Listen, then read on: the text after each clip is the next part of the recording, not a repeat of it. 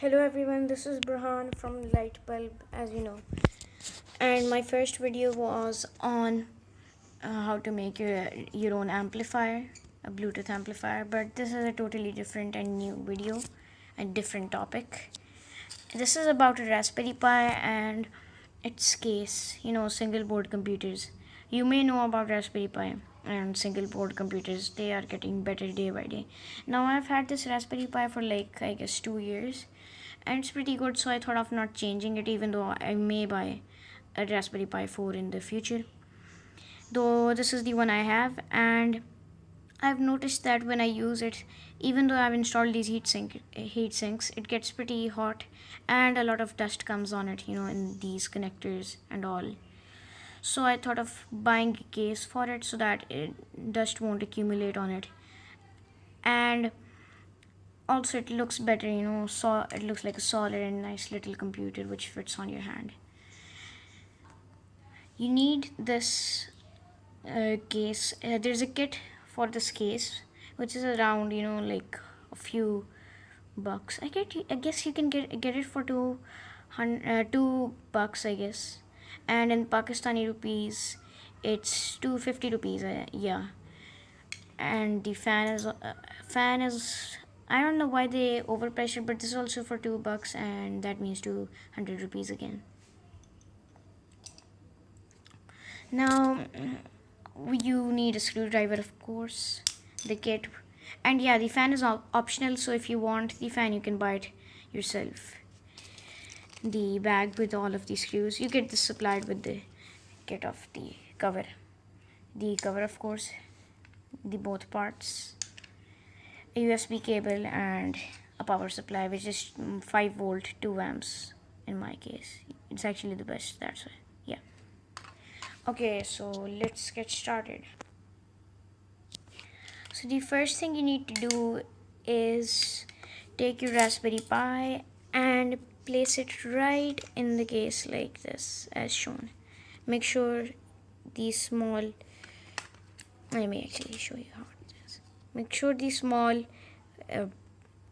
hill type of things, I'm sorry, I don't know what to call them, make sure they go properly with the Raspberry Pi when you insert it in the case like that. And now when you try to fit it in, you'll hear clicks.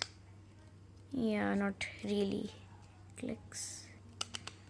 Yeah, like that. Okay, so now my Raspberry Pi is in and I'm going to install the screws. So these are the screws and bolts for the fan, this small little fan, and these are the screws for the Raspberry Pi. Now you get 6 of them, 2 are just extra, so I'm just gonna put them back in the little bag afterwards. And let's start screwing these. Sorry, just a second. Okay, so sorry about that, and I had to get my magnetic screwdriver because it was hard for me to hold the camera and screw it simultaneously. So yeah, I had to do this. Okay, so I have screwed all the 4 screws and put the other 2 extra in the bag. And this is the fan. Though I'm sorry if I didn't mention, but this fan is actually pretty noisy, so yeah, you've got to take care of that. You can get a better fan or watch a video of Explaining Computers. It's a really good channel, and he did a video about how which fan to use and all. So yeah, let's screw the fan on this top piece now. Okay, so one thing you have to make sure is that the fan's blue sticker should be pointing on the Raspberry Pi's heatsink. And also remember that screw, I know it looks bad, but the people who like the screws which were provided with the fan, they had one big problem, that if I tried to screw them from like this big area, if it came in the opposite way over here, it would not properly screw because of the components over here. So yeah, you have to put it like that. I know it looks really bad, so yeah. Okay, so now that is done, we can now pop this over here. Wait, let me just do some. And yeah, you see the connector over here of the fan. Yep, that needs to be put on the 5-volt GPIOs, or you can give it external power. And I'll show you how it looks. Make sure these two thingies over here of plastic, they should come on face over here, not over there. Okay, so now let me pop over the upper part. Yeah, now that looks pretty nice for me. Okay, so now I don't have an SD card free, so yeah, I can't show you how it does, like how does it cool and how the temperatures go.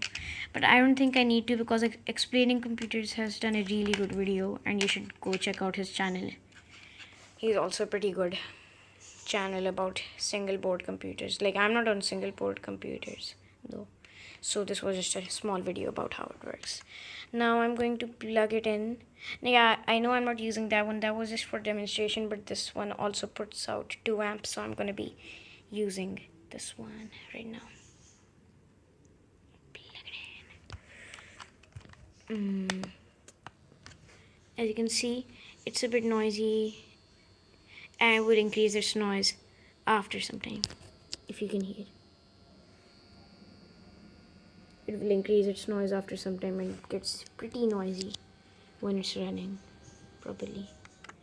And I'll show you with that one. I think it gets noisier with that. I don't think this is 2 amps right now. Let me show you that one. Okay, so now that one is plugged in. Let's try it out. Yeah, see, the noise just increased, but it's still not bad. And if I plug it in the other board, yeah, and the noise increased again. So yeah, that's it. Hope you liked this video.